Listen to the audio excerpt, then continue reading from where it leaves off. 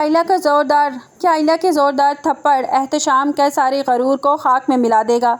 Drama ज़ब्त की कहानी ऐसे मोड़ पर है जहां वापसी का कोई रास्ता नहीं है। सबसे बड़ी हैरानकुन खबर तो ये है कि अस्पताल की पार्किंग में जब आइला एहतशाम के मुंह पर एक ज़ोरदार थप्पड़ मारा तो दूर खड़े ओन की ज़िंदगी ही बदल दी। ओन ने जो अब तक यही समझ रहा था कि आइला के दिल में अब भी शामी की यादें बसी हैं, इस थप्पड़ ने उसका सारा बोझ हल्का कर दिया। ओन को पहली बार ये यकीन हो गया था कि आइला अब शामी से नफरत करने लगी है और उसने अपने माजी को बहुत पीछे छोड़ दिया है। ओन के चेहरे पर एक अजीब सा सुकून था, लेकिन उसे क्या मालूम था कि यह सुकून एक बहुत ही बड़े तूफान की खामोशी है। कहानी में असल मोड़ तब आता है जब ओन अस्पताल के अंदर दाखिल होता है और उसका सामना अपने सके मामू फारूक साहब से हो जाता है। फारूक साहब जो हमेशा ही शामी की गलतियों पर पर्दा डालते आए हैं, उन्होंने आइला का वहां देखकर एक जहर उगलना शुरू कर दिया। जब फारूक साहब ने सबके सामने आइला के किरदार पर घटिया बातें शुरू की तो शामी की बर्बादी का जिम्मेदार ठहराया तो ओन का खून खोलने लगा। ओन ने अपना असल रूप दिखाया कि जो आज तक कभी किसी ने नहीं देखा था। वो अपनी मामू की आंखों में आंखें डालकर बड़े ठोस लहजे में बोला कि मामू जान, आपका बड़ा एहतराम करता हूँ, लेकिन आइला अब मेरी बीवी है, मेरी इज्जत है, इस घर की बहू है और आज के बाद याद रखिएगा अगर मेरी बीवी के खिलाफ किसी ने कोई बुरी बात की या किसी ने मैली आंख से देखा तो मुझसे बुरा कोई नहीं होगा। मैं ये भूल जाऊँगा कि हमारा कोई रिश्ता है और मैं अपनी बीवी की बेइज्जती हरगिज़ बर्दाश्त नहीं करूँगा। ओन का ये मर्दानावार हिम्मत वाला जवाब फारूक साहब की तो बोलती बंद हो गई। उन्हें अंदाज़ा नहीं था कि ये सादा सा ओन उनके सामने यूँ आकर खड़ा हो जाएगा।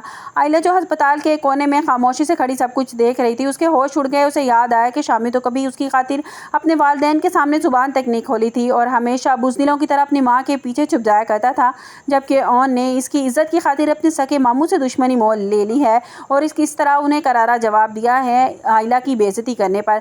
आइला के दिल में अब ओन के लिए एहतराम की एक लहर दौड़ जाती है, लेकिन उसका गुरूर अब इसे इजहार करने से रोक रहा है। दूसरी तरफ असल तमाशा तो तब शुरू होता है अब आइला से कहती हैं कि ये इस 2 टके के इंसान को तुम चाहती हो मैं अपने सर पर बिठा लूँ, ठीक है, वो तुम्हारी इज्जत की हिफाजत करता है तो क्या मैं उसको अपने सर पर बिठा लूँ, सर का ताज बना लूँ। जिस पर ओन सब कुछ सुन लेता है और कहता है कि मानी जान, मैं नहीं चाहता कि आप मुझे अपने सर का ताज बनाएं, लेकिन आपको बीजान की थोड़ी इज्जत का ख्याल करना चाहिए। वो भी यहाँ बीमार पड़ी हैं और आप अच्छी तरह जानती हैं कि वो आपकी वजह से यहाँ पर पहुँची हैं, तो बराए मेहरबानी आप घर चली जाएँ। ये बातें आप घर जाकर भी की जा सकती हैं और जो मेरी इज्जत में आप बातें कर रही हैं ना, ये आप घर जाके भी कह सकती हैं, मैं आपको कुछ नहीं कहूँगा।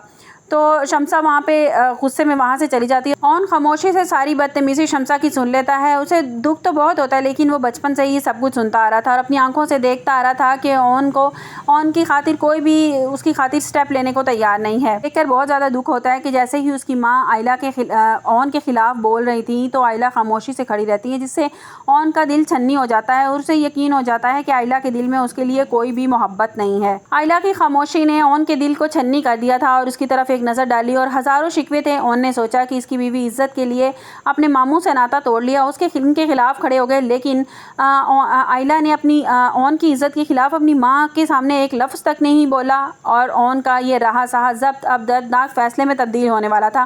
खामोशी से वो अपने कमरे में गया और अपना बैग पैक करना शुरू कर दिया। आइला जब कमरे में आई तो ओन को बैग पैक करते देखा तो वो सहम गई और लरजती आवाज़ में पूछा कि ओन, ये तुम क्या कर रहे हो। ओन ने बैग की जिप बंद की और आइला के सामने जाकर खड़ा हो गया।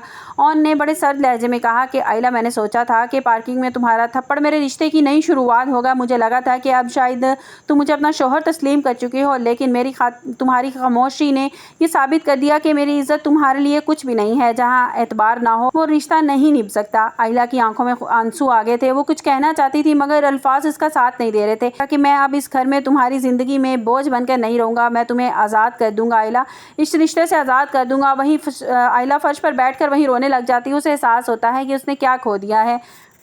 अब सवाल ये होता है कि आइला ओन को रोक पाएगी और साकिब साहब अपनी बेटी की गलती को सज़ा दे पाएंगे और शामी क्या सूरत हाल का फ़ायदा उठाकर दोबारा आइला की ज़िंदगी में जहर घोलने की कोशिश करेगा। आप लोगों को क्या लगता है? क्या आइला अब ओन को एक्सेप्ट कर लेगी और बीजान से भी माफ़ी मांग लेगी और सब कुछ दुरुस्त कर देगी, या अभी भी डटाई से अपनी ज़िद पर कायम रहेगी? आपको मेरी वीडियो कैसी लगी कमेंट्स बॉक्स में अपनी कीमती राय का इज़हार ज़रूर कीजिएगा। मिलते हैं एक नई वीडियो के साथ। अपना बहुत सा ख्याल रखिएगा। अल्लाह हाफिज़।